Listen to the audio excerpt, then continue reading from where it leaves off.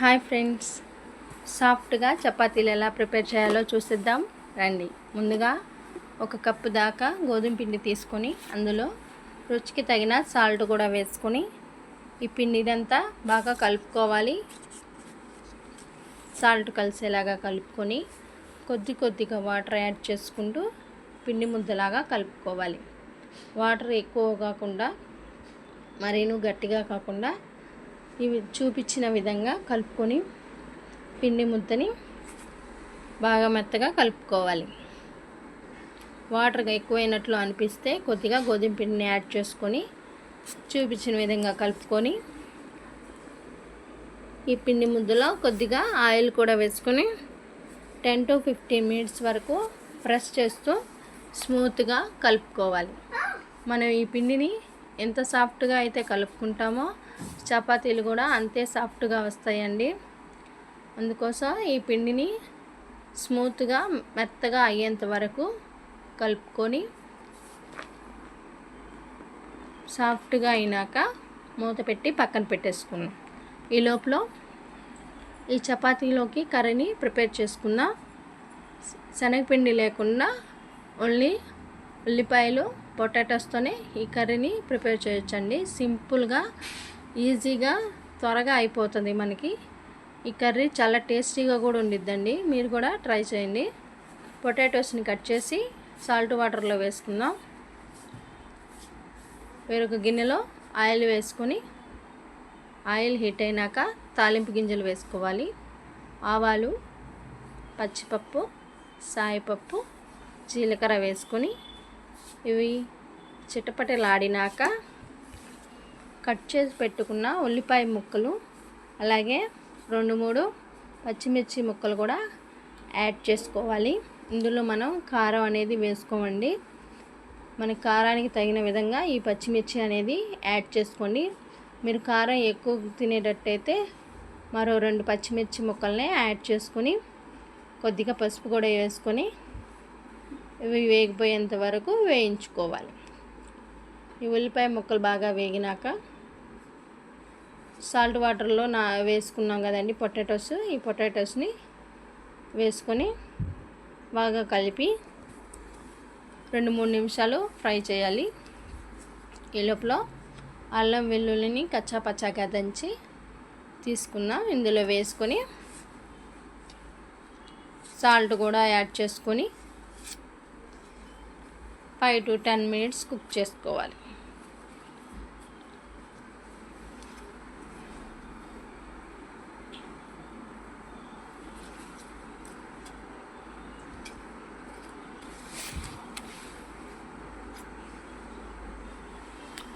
తర్వాత ఈ పొటాటోస్ ముక్కలన్నీ మునిగేంత వరకు వాటర్ అనేది మనం తీసుకుందాం. దీనిలో కొద్దిగా వాటర్ యాడ్ చేసుకోవాలి. మనకి గ్రేవీగా ఉండాలి కాబట్టి మనం కొద్దిగా ఎక్కువ వాటర్ని యాడ్ చేసుకోవాలండి. నేను ఈ పొటాటోస్ ముక్కలన్నీ మునిగిపోయేలాగా వాటర్ అనేది యాడ్ చేసుకుంటున్నాను. యాడ్ చేసుకొని మూత పెట్టుకొని ఉడికించుకోవాలి. ఈ లోపల మనం చపాతీలు ప్రిపేర్ చేసుకుందామా. ముందుగా కలిపెట్టిన పిండి ముద్దను తీసుకొని మరోసారి ప్రెస్ చేసుకొని మనకి చపాతీలు ఏ సైజులో కావాలో ఆ సైజులో పిండి ముద్దల్ని బాల్స్ లాగా తయారు చేసుకుందాం.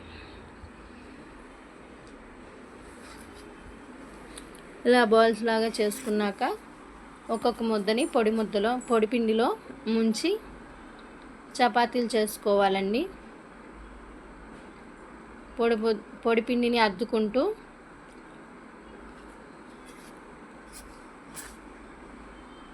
చపాతీలు అనేవి ప్రెస్ చేసుకోవాలి.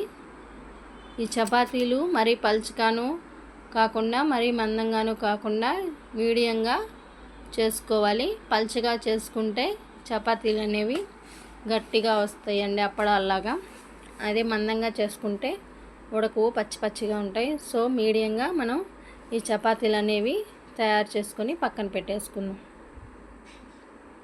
మిగతా పిండి ముద్దలను కూడా ఇదే విధంగా పొడి పిండిని అద్దుకుంటూ చపాతీలాగా చేసుకొని పక్కన ఉన్న ప్లేట్లో తీసుకున్నాం.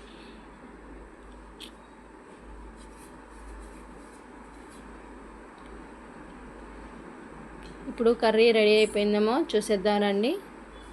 కర్రీలో పొటాటోస్ అనేవి 90% కుక్ అయిపోయినాయండి. ఇప్పుడు మనం పప్పు గుత్తి సహాయంతో ఈ కర్రీని ఇలాగా ఎనుపుకోవాలి. బాగా స్మూత్గా అయ్యేంత వరకు ఎనుపుకొని దగ్గర కొత్తిమీర కనుక ఉంటే కొద్దిగా వేసుకొని మూత పెట్టి మరో 2 నిమిషాలు ఉడికించుకోవాలి. ఇక్కడ గ్రేవీ అనేది కొద్దిగా పల్చగా ఉందని నేను అదిగాక పొటాటోస్ మరి కొంచెం సేపు ఉడికించుకోవాలని ఇంకో 2 నిమిషాలు ఉడికించుకుంటున్నానండి. మరో 2 నిమిషాలు ఉడికించుకున్నాక ఈ గ్రేవీ అనేది దగ్గర పడిపోద్ది. అప్పుడు స్టవ్ ఆఫ్ చేసి కర్రీని పక్కన పెట్టేసుకోవాలి. తర్వాత చపాతీ ప్యాన్ పెట్టుకొని చపాతీలు చేసుకుందాం. ప్యాన్ హీట్ అయినాక ముందుగా తయారు చేసి పెట్టుకున్న ఈ చపాతీలని వేసుకొని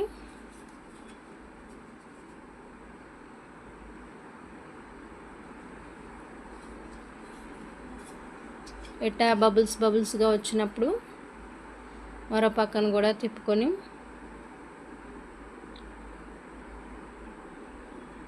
ఈవెన్గా కాల్చుకోవాలండి.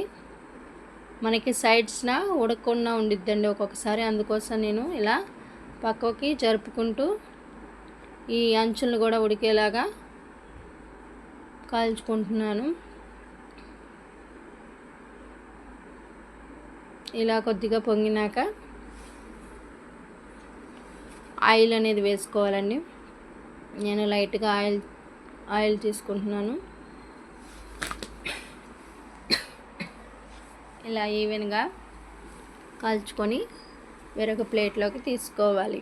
అంతే ఫ్రెండ్స్, ఎంతో soft and tasty chapati ready.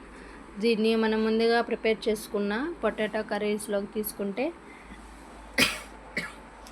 చాలా టేస్టీగా ఉండిద్ది ఫ్రెండ్స్. మీరు కూడా ట్రై చేసి ఎలా వచ్చిందో కామెంట్ చేయండి.